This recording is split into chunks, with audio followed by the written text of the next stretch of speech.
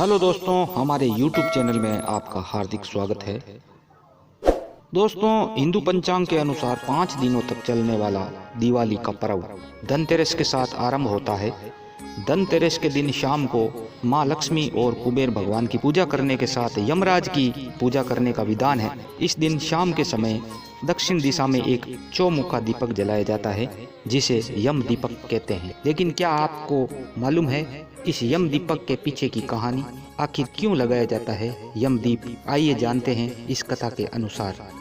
दोस्तों, विभिन्न त्योहारों पर अलग अलग पौराणिक कथाएं प्रचलित है।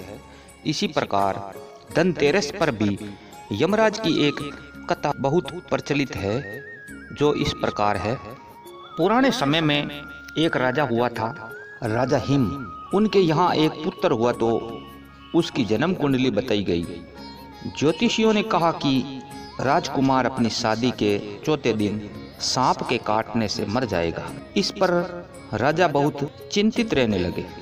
जब राजकुमार की उम्र 16 साल की हुई तो उसकी शादी एक सुंदर, सुशील और समझदार राजकुमारी से कर दी गई। राजकुमारी माँ लक्ष्मी की बड़ी भगत थी। राजकुमारी को भी अपने पति पर आने वाली विपत्ति के विषय में पता चल गया। राजकुमारी काफी दृढ़ इच्छा शक्ति वाली थी। उसने चौथे दिन का इंतजार पूरी तैयारी के साथ किया। जिस रास्ते से सांप के आने की आशंका थी, वहां पर उसने सोने चांदी के सिक्के और हीरे जवाहरात आदि बिछा दिए और पूरे घर को रोशनी से जगमगा दिया गया।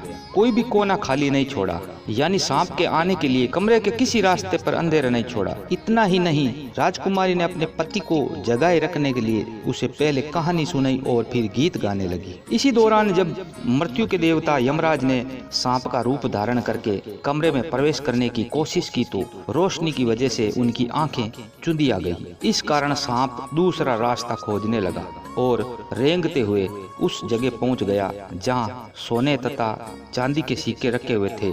डसने का मौका न मिलता देख विषधर भी वहीं कुंडली लगाकर बैठ गया और राजकुमारी के गाने सुनने लगा। इसी बीच सूर्य देव ने दस्तक दी, यानी सुबह हो गई। यम देवता वापस जा चुके थे। इस तरह राजकुमारी ने अपने पति को मौत के पंजे में पहुंचने से पहले ही छुड़ा लिया। यह घटना जिस दिन घटी थी वह धनतेरस का दिन था, इसलिए इस दिन को यमदीप भी कहते हैं। भगत जन इसी कारण धनतेरस को पूरी रात रोशनी करते हैं।